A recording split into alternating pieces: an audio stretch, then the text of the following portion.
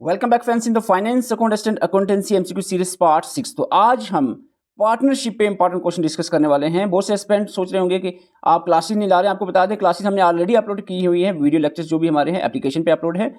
हम practice session start किया हुआ हमने, तो प्रैक्टिस सेशन वीडियो देखने के बाद ही आपने वीडियो ये एमसीक्यूज की देखनी होती है। अगर आपने कंप्लीट वीडियोस देखनी है थ्योरी लेक्चर्स की तो हमारी एप्लीकेशन पे विजिट कर सकते हैं। वहाँ पर आपको नोट्स, वीडियो लेक्चर्स, एमसीक्यूज सारी चीज़ें मिल जाएंगी। एप्लीकेशन का लिंक आपको डिस्क्रिप्शन और कमेंट बॉक्स में दिया हुआ है, वहाँ पर आप विजिट कर सकते हैं। अगर एप्लीकेशन में किसी तरह की दिक्कत आती है तो व्हाट्सएप नंबर आपके सामने है, इसका स्क्रीनशॉट लेकर इस पर मैसेज कर सकते हैं। आज हमारा अकाउंटेंसी एमसीक्यूज का पार्ट 6 है, जिसमें हम पार्टनरशिप पे क्वेश्चन डिस्कस करेंगे। क्वेश्चन नंबर 1 आपके सामने है, read the following statement carefully regarding the a firm where no partnership deed exist. ऐसी फिर्म के बारे में कुछ पॉइंट्स बताए हैं, ऐसी कंपनी के बारे में जहां पर पार्टनरशिप डीड ना हो, नो पार्टनरशिप डीड एग्जिस्ट, जहां पर कोई पार्टनरशिप डीड ना हो, तो उस केस में क्या होगा बताएं। पहला पॉइंट कहता है कि पार्टनर्स को इंटरेस्ट ऑन कैपिटल दिया जाएगा 6% पर एनम। क्या ये सही पॉइंट है? दूसरा है, interest on partners loan is allowed at 6% per annum. Partner से अगर लोन लिया है बिजनेस ने, तो उस लोन पे जो इंटरेस्ट दिया जाएगा वो 6% रहेगा per annum. In absence of partnership deed, जहां पार्टनरशिप डीड ना हो उसकी बात चल रही। No partners is entitled to salary और कमीशन, किसी भी पार्टनर को सैलरी या कमीशन नहीं दी जाएगी अगर फिक्स नहीं है तो। Profit will be share equally among partner, profit जो भी होगा बिजनेस का उसको इक्वली शेयर किया जाएगा पार्टनर्स में। बताएं। तो जब पार्टनरशिप डीड नहीं होती तो उस केस में पार्टनर्स को इंटरेस्ट ऑन कैपिटल अलाउ नहीं किया जाता। पहली स्टेटमेंट बिल्कुल गलत है। दूसरी के interest on partners loan is allowed at 6% per annum, ये बात सही है। तीसरा पॉइंट सही है, चौथा भी सही है। तो इस हिसाब से आंसर आपका रहेगा B, 2, 3 and 4 correct. Question number 2 आपके सामने है, match the column type question है। Sacrificing ratio, gaining ratio, old profit sharing ratio, new profit sharing ratio, बताओ कैसे मैच होगा ये। रेशियो सैक्रिफाइस कब होती है? जब भी आपको बिजनेस है, उसका कोई गुडविल है या कोई भी है, तो उसका जब सैक्रिफाइस करता है जो पार्टनर्स रेशियो, वो तभी करेंगे सैक्रिफाइस जब कोई एक नया पार्टनर आएगा। तो जैसे मैं और आप दोनों पार्टनर हम 50-50 कर रहे हैं, ठीक है। एक बंदा और आ जाता है तो अगर वो कहे कि हम इक्वली करेंगे तीनों, तो वो 33.3 सब में बंट जाएगा, तो 50 से हम कम हो गए ना। सैक्रिफाइस करना पड़ा कुछ हमें, न्यू पार्टनर के आने पे ही सैक्रिफाइसिंग रेशियो होती है। तो आपका ए का 2 रहेगा। गेनिंग रेशियो क्या होता है? गेनिंग रेशियो गैन होती है। जैसे हम अगर आप 33% पे हम 3 बंदे बांट रहे थे बिजनेस का जो भी प्रॉफिट वगैरह है, अगर एक बंदा छोड़ देता है बिजनेस को या डेथ हो जाती है, तो उस केस में जो क्या है, अब 33 से बढ़कर अब 2 बंदे बचे हैं तो 50-50 कर लेंगे या बढ़ेगा, डेफिनेटली बढ़ेगा। जो उसकी परसेंटेज थी वो तो उन दोनों में ही आ जाएगी ना। तो गेनिंग रेशियो होता है डेथ ऑफ द पार्टनर पे। Old profit sharing ratio, old profit sharing ratio देखो, ओल्ड प्रॉफिट शेयर रेशियो में 2 पॉइंट बचते हैं। डिस्ट्रीब्यूशन ऑफ जनरल रिजर्व अगर आपका बिजनेस का है तो उसको डिस्ट्रीब्यूट करना है, तो ओल्ड प्रॉफिट शेयरिंग रेशियो में ही डिस्ट्रीब्यूट किया जाएगा। अगर फ्यूचर की प्रॉफिट की बात करें, अगर जब भी एडमिशन होती है या डेथ होती है किसी पार्टनर की, तो उस केस में जो पहला रिजर्व है उसको तो बराबर बांटा जाएगा ओल्ड प्रॉफिट शेयरिंग रेशियो पे, लेकिन जो फ्यूचर का आने वाला बेनिफिट होगा वो जो नई प्रॉफिट शेयरिंग रेशियो बनेगी उसी पे बांटा जाएगा, ठीक है। तो इस हिसाब से इसका आंसर रहेगा बी, आपका आंसर रहेगा बी।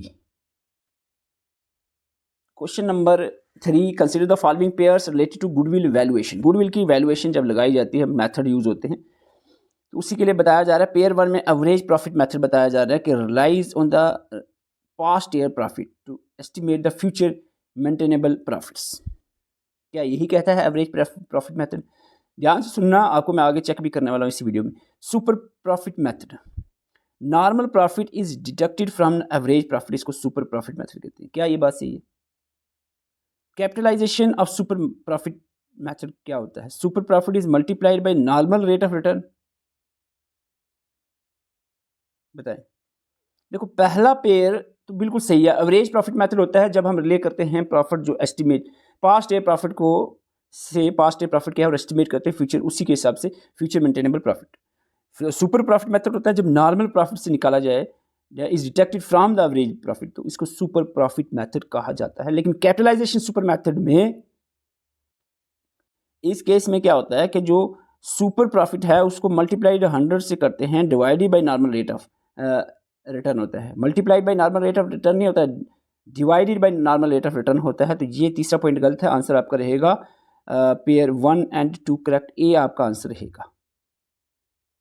गुडविल जब कैपिटलाइजेशन मेथड पे हम निकालते हैं तो ये फार्मूला लगाते हैं, super profit multiply 100 divided by normal rate of return. Okay,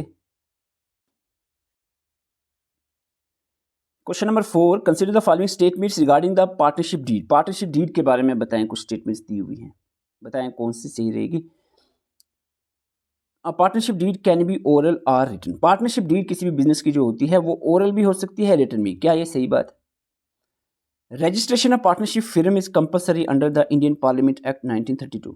Indian parliament act 1932 के तहत किसी भी पार्टनरशिप फिर्म का रजिस्ट्रेशन होना कंपलसरी होता है। क्या ये बात सही है? क्या ये लिखा है?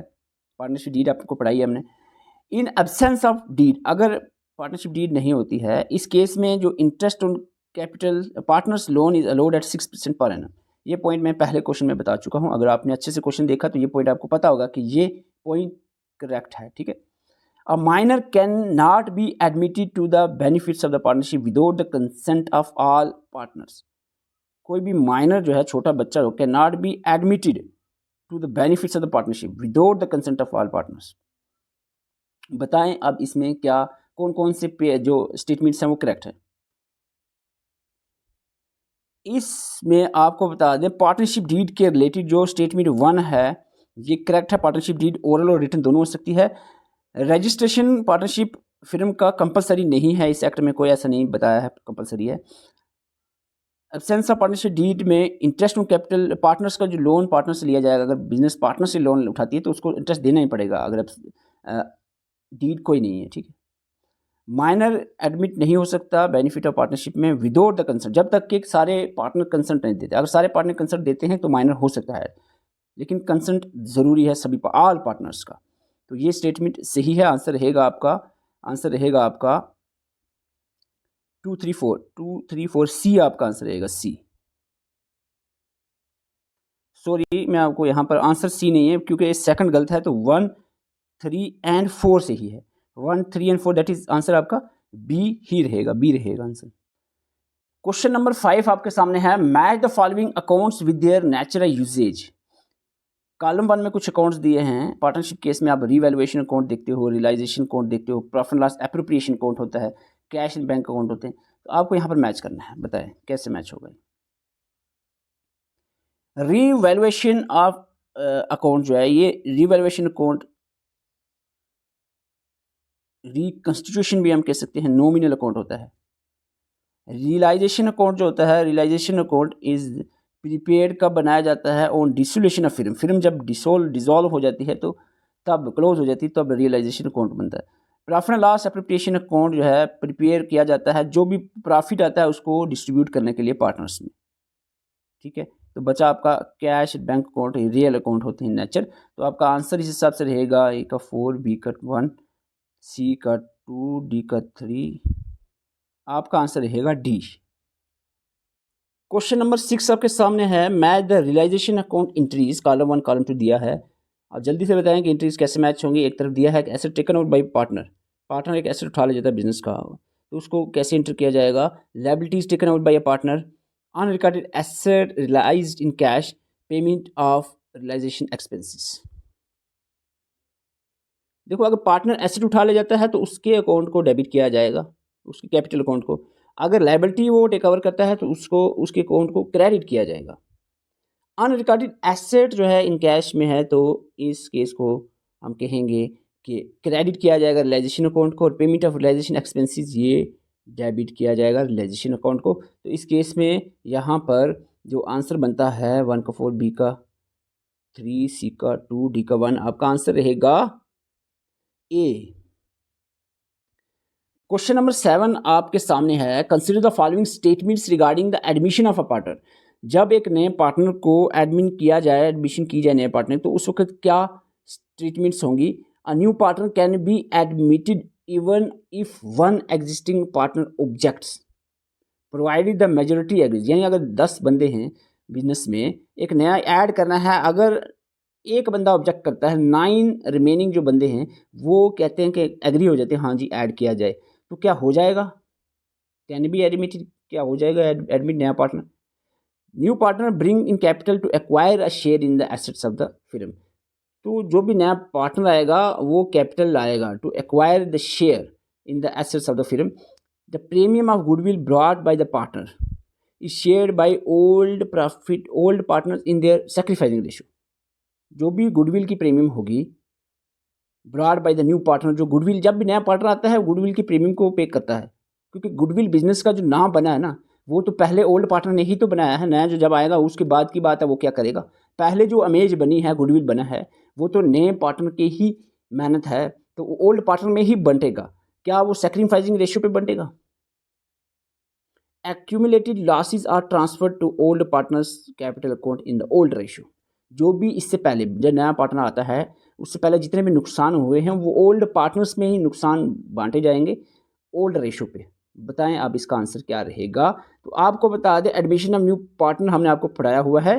तो इस केस में पहला पॉइंट कि एक बंदा राज़ी नहीं है, बाकी सारे एग्री कर रहे हैं, तो नए बंदे को ऐड किया जाए बिजनेस में, ऐसा बिल्कुल नहीं है। सभी राज़ी होने चाहिए, ऑल मस्ट बी एग्रीड। पहली स्टेटमेंट गलत है, ठीक है। दूसरी स्टेटमेंट सही है, तीसरी स्टेटमेंट सही है, चौथी स्टेटमेंट सही है। आपका आंसर रहेगा 2, 3 एंड 4। आपको बता दूं ये सीरीज में कोई इंटरेस्ट नहीं एस्पिरेंट दे रहे हैं। हालांकि मैं ये नहीं कह रहा हूँ कि आप जो वीडियो लेक्चर्स मेरे ही एप्लीकेशन पर देखने के बाद पढ़ो। मैं आपको पहले ही सीरीज स्टार्ट करने से पहले कहा था हम प्रैक्टिस करवाने के लिए आपको आ रहे हैं। आपके लिए जस्ट एक बहाना होता है कि हाँ भाई 9:30 बजे रात को टेस्ट देना है, तो ये टॉपिक अच्छे से हमने पढ़ना है। अब वो हमसे पढ़ो, हमारी एप्लीकेशन पर जाकर पढ़ो, या हमारा जो पेड टेलीग्राम ग्रुप है उसमें पढ़ो, या आप कहीं भी पढ़ो। ये कोई मैंने यहाँ पर नहीं आपको कहा कि इधर से ही पढ़ना। मकसद ये है कि पढ़ के आना है, नहीं तो फिर आप ऐसे ही सोचते रहोगे। हर एक जगह पे आपको एक ही टॉपिक वही छिड़ा हुआ है कि हाँ भाई जेकेएसबी पेपर टफ डाल दिया, हम जा रहे हैं, हम ये करेंगे वो करेंगे। वो जेकेएसबी तक बात पहुंच चुकी है, उन्होंने सुन लिया है भाई, अब वो कर रहे हैं, उस पर सोचेंगे। पार्टनर उन्होंने सीधा साफ कह दिया, अब एक बंदा जाओ या 10,000 बंदा जाओ, लेवल वो कह रहे हैं कि बढ़ेगा। हाँ भाई कंप्यूटर का लेवल बहुत ज़्यादा हार्ड था, बेसिक सिलेबस में लिखा था, वो चीज़ कहीं ना कहीं गलत थी, तो उस पर वो ध्यान रखेंगे आगे आने वाले पेपर्स में। जीके ऑलमोस्ट इतनी ही लेवल की रहेगी, कंप्यूटर जो था ये इतना नहीं रहेगा, कम होगा, बस सिंपल सी बात है। अब लग जाओ अपनी तैयारी पे, अब इतना ज़्यादा उसी पे आप लगे रहोगे, सोचते रहोगे कि हाँ भाई वो क्या होगा, वो क्या कर रहा है, कौन जा रहा है, कौन देख रहा है, वो क्या कह रहे हैं, ये क्या कह रहे हैं। तो इस पे मत टाइम वेस्ट करो, अपनी मेहनत करो, अच्छे से पढ़ो हर टॉपिक को। अगर आपको कहीं पे नहीं समझ आ रहा, आप दूसरी सोर्स भी ढूंढो, सर्च करो, सेंट्रल लेवल के चैनल्स देखो, हर एक जगहों पे आपको कंटेंट मिल जाएगा। आप सर्च करो हर एक इंडिविजुअल टॉपिक को, एक एक टॉपिक, जैसे पार्टनरशिप पढ़ो, एडमिशन आप पार्टनरशिप सर्च करो, उस पर आपको बहुत सारी वीडियोज़ मिल जाएंगी। अब वो देखो, हर एक टॉपिक को इंडिविजुअली देखो, समझो, फिर उसके बाद जो है एमसीक्यूज प्रैक्टिस करो। तो यहाँ पर क्वेश्चन है आपके सामने, match the treatment of premium of goodwill on admission. Admission के टाइम में नया पार्टनर एडमिन होता है तो वो प्रीमियम गुडविल की लाता है, तो इसका आपने बताना है उसकी ट्रीटमेंट कैसे होगी।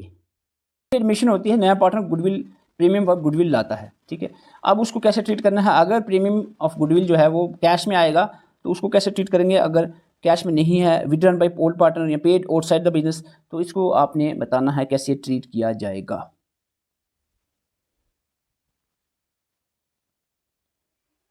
ब्रॉट इन कैश, अगर कैश में प्रीमियम मिलाता है नया पार्टनर तो डेबिट किया जाएगा कैश अकाउंट को, क्रेडिट किया जाएगा प्रीमियम फॉर गुडविल को। अगर कैश में नहीं आता है तो इस केस में debit the new partners capital account और क्रेडिट किया जाएगा old partners. Withdrawn by old partner debit old partners capital account, credit cash account. Paid outside the business, paid privately, no entry, इस केस में कोई entry नहीं होगी, ठीक है। गुडविल आती है, एंट्री नहीं करनी, हाँ भाई सीधा प्राइवेटली जो है उसने आउटसाइड द बिजनेस उसने पे कर दिया तो उसकी कोई एंट्री नहीं होगी। तो इसका आंसर बनेगा डी। क्वेश्चन नंबर 9 आपके सामने है, consider the following statement about the capital account. Partnership आप जब पढ़ते हो तो कैपिटल अकाउंट डेफिनेटली आपको पढ़ना ही है, हमने पढ़ाया भी है आपको, अपने लेवल पे भी आप अगर पढ़ रहे हो तो पढ़ना चाहिए। आप वीडियो पॉज करो और इसको देखो, इन 4 स्टेटमेंट्स में कौन कौन सी स्टेटमेंट सही है। वीडियो रोक कर देख लो आराम से। तो मैं आपको यहाँ पर आंसर बता दूँ, इस क्वेश्चन का आंसर रहेगा under fix capital method 2 account बनते हैं, capital current maintain for each partner, सही बात है ये। Drawing against expected profit are debited to the partners capital account under the fix method. Fix method में कैपिटल अकाउंट में नहीं, करंट अकाउंट में डेबिट किया जाएगा, तो ये स्टेटमेंट गलत बताई है। पार्टनर्स करंट अकाउंट इधर डेबिट और क्रेडिट बैलेंस हो सकता है, ये सही है। और लास्ट स्टेटमेंट बी जो है वो सही है। आंसर आपका रहेगा 1, 3 and 4। Question number 10, consider the following statement regarding the retirement of partner. Admission पे आपने बात कर ली है, रिटायरमेंट पे देखो क्या होता है। रिटायरमेंट ऑफ पार्टनर, कोई पार्टनर रिटायर हो जाता है या डेथ हो जाती है किसी पार्टनर की, तो उस केस में क्या ट्रीटमेंट्स होंगी आप बताओ जल्दी से। ये वीडियो पास करें, 4 स्टेटमेंट्स हैं, इसको पढ़ें और ढूंढें आंसर क्या रहेगा इसका। Retiring partner is not entitled to share in general reserve appearing in the balance sheet. Balance sheet में जो जनरल रिजर्व आपको मिल रहा है, बिजनेस में जो जनरल रिजर्व था, पैसा था या कोई भी चीज़, तो वो जो रिटायर हो रहा है पार्टनर उसको नहीं मिलेगा। ये बात कोई हजम होने की नहीं है, बिल्कुल भी गलत है, ऐसा नहीं है, मिलेगा। The gaining ratio is calculated, the gaining ratio is calculated as new ratio minus old ratio. Gaining ratio क्या है, नए रेशियो में से माइनस ओल्ड रेशियो, तो ये बात सही है। The retiring partners share of goodwill is credited to the their account and debited to the continuing partners in their gaining ratio, ये बात भी सही है। If the amount payable to the retiring partner is not paid immediately, it is transfer to their loan account. This statement is also correct and the answer is C. 2, 3 and 4 statements correct हैं, पहली गलत है, बाकी तीनों सही हैं। Question number 11 match the column type question है। Column 1 में टाइप ऑफ पार्टनरशिप दिया है, कॉलम 2 में फीचर्स दिए हैं। Type of partnership, general partnership, limited partnership, partnership at will, partnership, particular partnership. इस पे क्वेश्चन पूछा गया था last time. General partnership, video रोक कर आप आंसर ढूंढ लें।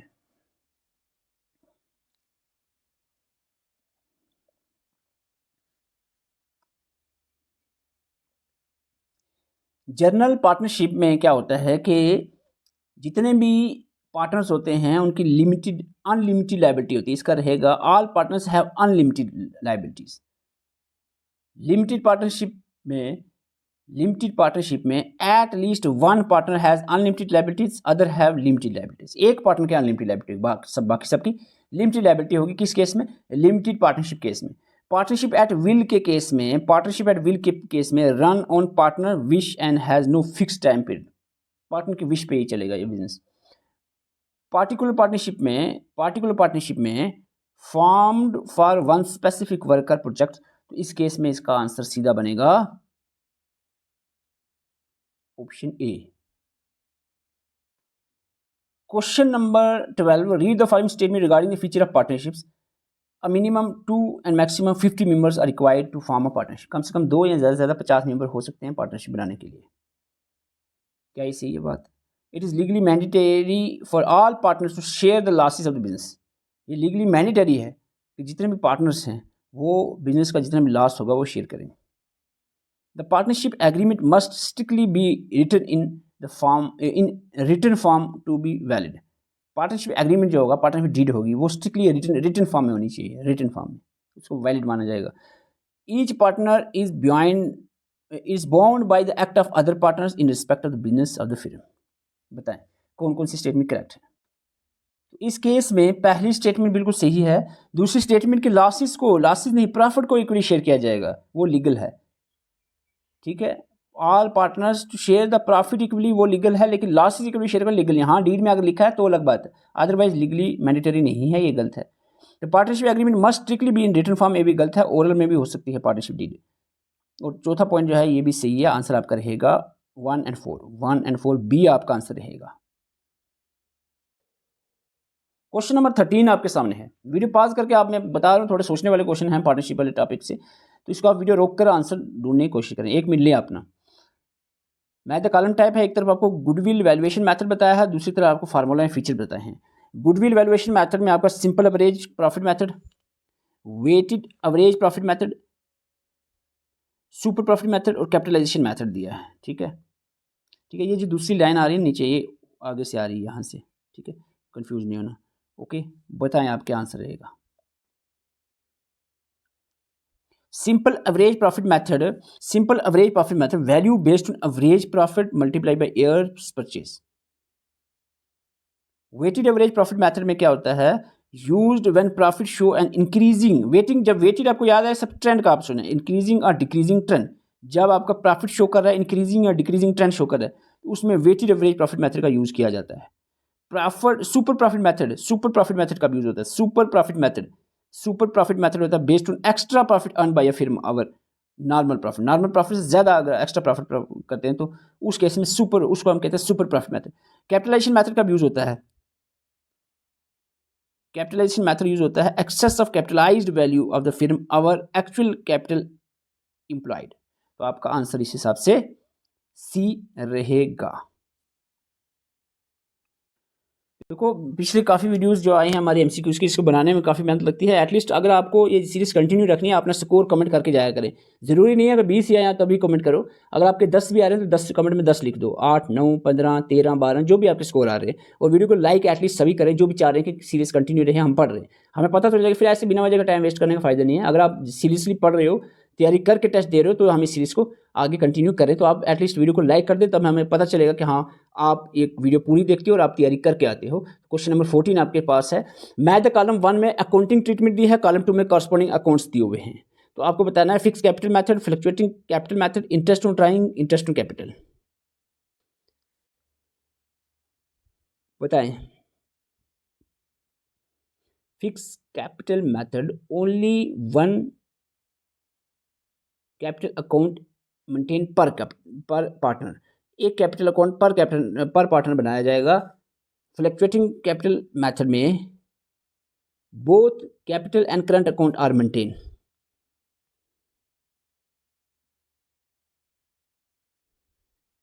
Interest on drawing debit to profit and loss appropriation account, और इंटरेस्ट ऑन कैपिटल को डेफिनेटली अगर ड्राइंग डेबिट हो रही है तो इंटरेस्ट ऑन कैपिटल जो है वो क्रेडिट ही होगा प्रॉफिट लॉस अप्रिसिएशन अकाउंट में। तो इस हिसाब से आंसर बनेगा ए।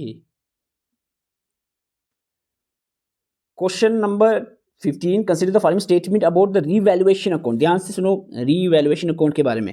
रीवैल्यूएशन अकाउंट के बारे में 4 स्टेटमेंट्स है। वीडियो पास करो, रोको वीडियो को, देखो आप क्वेश्चन की 4 पॉइंट्स क्या है।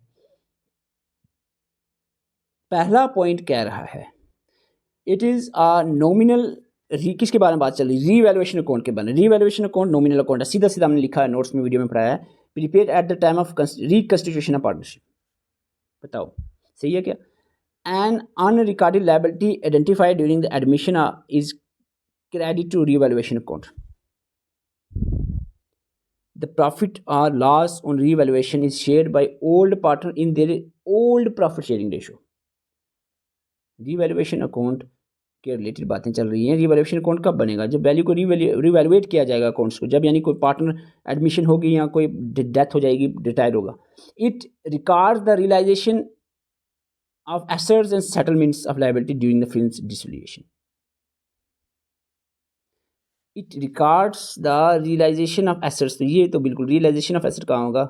रिवैल्यूएशन होगा, तो ये गलत है। 4 पॉइंट आंसर आपका रहेगा 1 2 एंड 3, सी आपका आंसर रहेगा।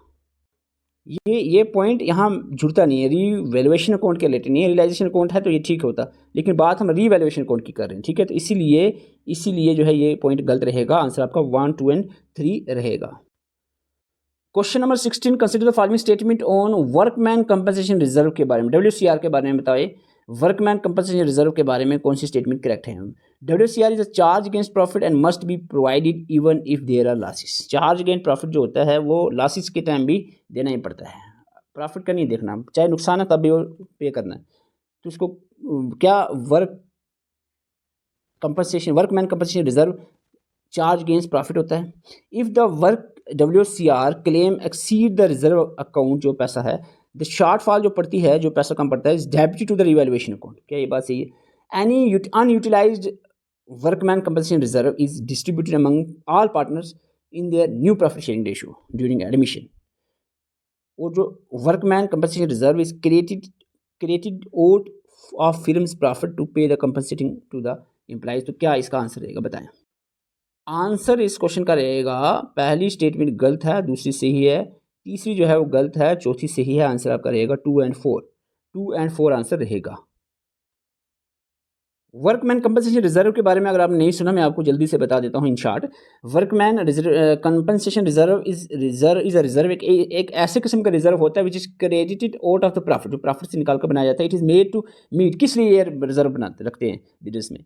To meet the future compensating claim, जो एम्प्लॉई में फ्यूचर में अगर कोई एम्प्लॉई वर्कमैन कंपनसेशन क्लेम करता है, चाहे वो इंजरी एक्सीडेंट डेथ की वजह से, तो वो पैसा उधर यूज़ किया जाए। इसलिए रखा होता है। It appear on the liability side, हम बैलेंस शीट की लायबिलिटी साइड में अपेयर करते हैं। Eight the time of admission, retirement, death, treatment जो है इसमें क्या होगी, डिफरेंट तरह की ट्रीटमेंट होगी। डिपेंड करेगा इफ़ क्लेम, अगर कोई क्लेम नहीं करता, कोई भी जो एम्प्लॉइज़ या वर्कमैन है क्लेम नहीं करता WCR को, तो उस केस में इंटायर रिजर्व जो है वो डिस्ट्रीब्यूट किया जाएगा among old partner, old ratio में, ठीक है। अगर कोई एम्प्लॉय या वर्कमैन क्लेम करता है इस रिजर्व को, चाहे इंजरी, एक्सीडेंट या डेथ की वजह से, तो क्लेम एडजस्ट किया जाता है against the reserve. Excess reserve जो बचता है, और फिर वही बात आएगी, जो बचेगा तो ओल्ड पार्टनर में ही ओल्ड रेशो पे बांटेंगे। If claim greater than reserve हो जाए, तो जो शॉर्टफॉल, अगर किसी रिजर्व हमारे पास 1 लाख था, किसी एम्प्लॉय ने क्लेम किया 2 लाख रुपए का बिजनेस पे, कि मुझे 2 लाख रुपए दो, मेरी इंजरीज होगी इस वजह से, तो अगर शॉर्टफॉल पड़ता है तो वो जो शॉर्टफॉल है वो डेबिट रीवैल्यूएशन अकाउंट में किया जाएगा, यानी उससे निकाला जाएगा। Question number 17, consider the following statements about the death of a partner. अगर पार्टनर की डेथ हो जाती है तो उस केस में क्या होता है, जो डिसीज्ड पार्टनर होता है, जो मर गया, उसका जो शेयर होगा, interim profit, share of interim profit is generally calculated on the basis of the turn over, on time basis और टर्न ओवर बेसिस वो कैलकुलेट किया जाएगा। Profit and loss suspense account जो है is use to record the deceased partner share of profit till the death, date of the death. The final balance of the deceased partner is paid to the remaining partner. जो भी final balance बचेगा जो मर गया उस partner का, वो remaining partner में को पे कर दिया जाएगा। रिमेनिंग पार्टनर को क्यों पे करेंगे, तो डेफिनेटली सीधा गलत है। जॉइंट लाइफ पॉलिसी अगर की JLP लिया है, जॉइंट मिलकर सभी पार्टनर ने लाइफ पॉलिसी ली हुई है, surrender value is irrelevant in event of the partners death. तो बताएं इसका क्या आंसर रहेगा। इस क्वेश्चन में अगर आप देखो, पहली स्टेटमेंट ठीक है, दूसरी भी ठीक है, तीसरी में सीधे सीधा गलत लिखा है। फाइनल बैलेंस जो डिसीज पार्टनर का होगा, जो पार्टनर मर गया उसके पैसे जो होंगे, उसके जो लीगल हायर होंगे उनको दिया जाएगा, रिमेनिंग पार्टनर को किस खुशी में देंगे। और दूसरा कह रहा है कि जो जॉइंट लाइफ पॉलिसी है वो इरेलीवेंट है इस केस में। इरेलीवेंट कैसे होगी, जब उस बंदे की भी तो वो पॉलिसी थी, तो इरेलीवेंट नहीं, इसका रिकॉर्ड हिसाब लगाया जाएगा। ये स्टेटमेंट भी गलत है। आंसर रहेगा आपका 1 और 2, ए आपका आंसर रहेगा। Question number 18, consider the following statement about the dissolution of partnership firm. Dissolution of partnership firm close होगी, खत्म, बिजनेस बंद। आपका एक बिजनेस था, 2-3 पार्टनर थे आप, बिजनेस बंद। अब क्या होगा, dissolution of partnership and dissolution of partnership firm. देखो, पार्टनरशिप टूट जाना या पार्टनरशिप फिर्म का डिसोल्यूशन होना, क्या एक ही बात है? सोचो थोड़ा। पार्टनरशिप की डिसोल्यूशन, मेरी प्रोनाउंसिएशन में प्रॉब्लम है, टंग प्रॉब्लम है, बहुत सारे इस पर फिर भी कमेंट करते नहीं, कुछ वर्ड बोल सकते हैं, आप देख कर पढ़ लो। देखो, dissolution of partnership and dissolution of partnership firm क्या एक है? बिल्कुल गलत है, एक नहीं है। पार्टनरशिप तो कभी भी टूट जाती है, जरूरी नहीं है पार्टनरशिप टूटी तो इसका मतलब बिजनेस खत्म हो गया। बिजनेस खत्म हुआ अलग बात है, पार्टनरशिप टूटना अलग बात है, ठीक है। ये स्टेटमेंट गलत है, एक नहीं है। Realisation account is prepare to close the books of account and calculate the profit and loss in realisation, क्या ये बात सही है? फिक्शियस एसेट जो है, लाइक जैसे डेफर्ड रेवेन्यू एक्सपेंडिचर हो गया, transfer to the debit side of the realisation account. और if the partner assume responsibility for paying a firm's liability, realisation account is debited and partners account capital account को credit किया जाएगा। बताएं कौन सी statement correct है, बताएं जल्दी। तो इस क्वेश्चन में पहली स्टेटमेंट जो है आपकी, वो पहले बता दिया मैंने, गलत है। दूसरी स्टेटमेंट आपकी सही है। तीसरी स्टेटमेंट जो है आपकी गलत है, कैपिटल अकाउंट में डेबिट किया जाएगा पार्टनर के, रियलाइजेशन अकाउंट की बात नहीं चलनी चाहिए यहाँ पर। चौथी स्टेटमेंट सही है। आंसर आपका 2 और 4 रहेगा, C, option number C is correct. Question number 19 आपको दिया है, पी एंड क्यू वाला partner sharing the profit in ratio of 3:2। They admit the R into the partnership for 1/4 share of the profit. Simple, दो बंदे थे, जैसे हम दो दोस्त हैं, पार्टनर्स हैं, बिजनेस है हमारा, जिसमें हम 3:2 की रेशियो में हम प्रॉफिट को शेयर कर रहे हैं। हमारी ये प्रॉफिट शेयरिंग रेशियो है। हम एक नया एक पार्टनर है उसको ऐड करने वाले बिजनेस में, और उसको कहा भाई आपको 1/4 शेयर पे ऐड करते हैं। आप बताओ जी, what will be the new profit sharing ratio, क्या बनेगी? पी, क्यू एंड आर की नई पार्टनरशिप रेशियो क्या बनेगी? इसको निकालने के लिए मैंने बिल्कुल सिंपल मेथड आपको वीडियो में बताया। इसके डिफरेंट जो भी क्वेश्चन बन सकते हैं, यहाँ से आपको डिफरेंट केसेस के क्वेश्चन हमने यहाँ पर वीडियो में समझाए हैं। आप एप्लीकेशन पर विजिट करके देख सकते हो। तो आप यहाँ पर अगर आपने पढ़ा है तो आंसर अब दें, यहाँ पर ढूंढें, इसको समझें। तो आंसर इस क्वेश्चन का रहेगा ऑप्शन ए। सिंपल सा है, कोई मुश्किल नहीं है। देखो, हम यहाँ पर क्वेश्चन में आपको ये दिया था, क्वेश्चन में क्या दिया था आपको, ये दिया था कि old profit sharing P and Q दो पार्टनर्स थे जो 3:2 की रेशियो में प्रॉफिट बांट रहे थे, और एक नया पार्टनर आता है 1/4 शेयर, इसको बताया गया, ठीक है। अब इसको निकालने के लिए आपको एज्यूम करना होता है टोटल बिजनेस का प्रॉफिट 1 करके चलना होता है। Remaining share for P and Q क्या रहेगा, 1 में से माइनस कर दो आप, एक टोटल बिजनेस है, उसको उसमें से हम 1/4 जो है 1/4 हम नए पार्टनर को दे रहे हैं। जो बचेगा आपका रिमेनिंग वो आएगा 3:4, ठीक है, 3:4 आपका आएगा। क्लियर? आपको मैं ऐसे बता देता हूँ, देखो, ठीक है, ये ओल्ड प्रॉफिट शेयरिंग रेशियो थी, एक नया पार्टनर 1/4 पे आया। रिमेनिंग शेयर हमने निकालना है। रिमेनिंग शेयर सिंपल से आपने कुछ नहीं करना है, आपने सिंपल करना है कि 1 लिख देना, टोटल शेयर माइनस कर देना जो हमने नया जिस शेयर पे लाया हमने, ठीक है, जो बचेगा ये रिमेनिंग आ जाए। अब ये जो रिमेनिंग है इसको आपने मल्टीप्लाई करना है किसके साथ? पी का शेयर। अब पी का शेयर क्या आएगा? पी का शेयर आपका आएगा 3/5, ठीक है, 3/5 पी का शेयर है, 3/5 क्यू का शेयर क्या रहेगा? अब देखो, आप कहोगे 3/5 कहाँ से आए? ये देखो 2:3 का रेशियो का मतलब क्या है? 3:2 पी का पहले पी है फिर क्या हुआ है? पी का है आपका 3, दोनों को प्लस करो, 3 दूने 5, ये आपका आ गया पी का। क्या का क्या आएगा? क्या दूसरे वाला है 2, 2 डिवाइडेड बाई किसको करना? 3 दूने 3 2 5, 3 दूने 5, तो ये आ गया किसका? ये आ गया अपना क्या का, ये आ गया पी का, ठीक है। अब इन दोनों को मल्टीप्लाई करना होता है किसके साथ? तीनों का शेयर आपके पास आ गया, ये इसको मल्टीप्लाई करना है, जो आपका ये रिमेनिंग आ गया तो आपका सिंपली जो निकलेगा उसको आपने उठा लेना है 9, 6 और 1, तो सॉरी 5, 9, 6, 5, ठीक है। वीडियो में यहाँ पर मैं डिटेल करूँगा, टाइम चला जाएगा, मैंने वीडियो में साफ समझाया है और अच्छे से स्टूडेंट्स को समझ भी वहाँ पर आ जाएगा। अगर आप देखना चाहते हो तो एप्लीकेशन पे देख सकते हो, अदरवाइज आप अपने लेवल पर भी सर्च करके देख सकते हो, कोई इसमें दिक्कत वाली बात है नहीं। क्वेश्चन नंबर 20 में आप पर छोड़ रहा हूँ, इसको आपने वीडियो पास करके आंसर करना है, ठीक है। क्वेश्चन नंबर 20 वीडियो पास करें, आंसर करें। A firm earn an average profit of 50,000, normal rate of return is in similar business जो है वो 10% दिया। एक्चुअल कैपिटल जो इम्प्लाइड बाय द फिर्म वो है आपकी 4 लाख, ठीक है। Using the capitalisation average profit method, ये मैथड यूज करना है। What is the value of the firm's goodwill? Capitalisation average तो गुडविल कैसे निकलती है इसमें? गुडविल कैसे निकलती है आपको थोड़ी देर पहले ऊपर बता चुका हूँ, अब मैं नहीं बताऊंगा, आंसर मैं आपको सीधा बताऊंगा। वीडियो रोक कर आप निकाल लो इसको। आंसर रहेगा इस क्वेश्चन का ऑप्शन नंबर ए। आपको हमने एवरेज मेथड, आपको जो कैपिटलाइजेशन फिल्म मेथड आपको बताया था, एवरेज प्रॉफिट दिया है 50,000, 10% आपको दिया है नॉर्मल रेट ऑफ रिटर्न, ठीक है। तो आपको 50,000 को मल्टीप्लाई करना है 100 से, डिवाइडेड बाई 10 आपका आ जाए नॉर्मल रेट ऑफ रिटर्न। ये आपको पहले बताया था ना, average profit multiply by 100 divided by normal rate of return. Normal rate of return भी दिया है, एवरेज प्रॉफिट भी दिया है, तो आपका सिंपली ये यहाँ पर निकल आएगा capital value. Actual capital implied भी दिया है आपको, वो है आपका 4 लाख, तो 5 लाख गुडविल आपका निकला है, 4 लाख माइनस कर दो तो 1 लाख आपका आंसर आ जाएगा सिंपली। डिटेल के लिए आप वीडियो जो लेक्चर्स हैं हमारी थ्योरी लेक्चर उसको देख सकते हैं। जो भी एस्पिरेंट कंप्लीट वीडियो लेक्चर्स देखना चाह रहे हैं, आपको बता दें फाइनेंस अकाउंट असिस्टेंट के हमने 7 सब्जेक्ट कंप्लीट कर दिए। एक हमारा मैथमेटिक्स पेंडिंग है, वो मैथमेटिक्स के टीचर काम कर रहे हैं, जब कंप्लीट हो जाएगा आपको वहाँ पर उसकी प्लेलिस्ट भी अपलोड कर दी जाएगी एप्लीकेशन पे। बाकी 7 सब्जेक्ट के complete video lectures, complete notes और mock test, sectional mock test application पे अपलोड कर दिए गए हैं, तो आप एप्लीकेशन पे विजिट कर सकते हैं। डेफिनेटली आपको हेल्प करेंगे, मैं नहीं कह रहा हूँ कि आपको 100% सिलेक्शन की गारंटी देकर बोलूँ, डेफिनेटली ये हेल्प करेंगे। ये आप देख लो अच्छे से, नोट्स पढ़ लो अच्छे से। इसके बाद अगर आपको कहीं कमी नज़र आ रही है, अपने लेवल पे भी उस चीज़ को देखना होता है, ठीक है। ये कोई कहे ना कहे, मैं कह रहा हूँ अपने लेवल, हालांकि हम 2 4 5 बुक्स को पढ़ने के बाद ही आप तक चीज़ें पहुँचाते हैं, लेकिन फिर भी आप अपने लेवल पर भी कोशिश ये आपको करनी चाहिए। Thank you for watching video. अच्छी वीडियो को लाइक कर सकते हो, कमेंट जरूर करके जाएं। और अगर आप कंप्लीट वीडियो लेक्चर्स नोट्स चाहते हैं, हमारी एप्लीकेशन पर विजिट जरूर करें। एप्लीकेशन का लिंक आपको डिस्क्रिप्शन और कमेंट बॉक्स में मिल जाएगा। Thank you for watching.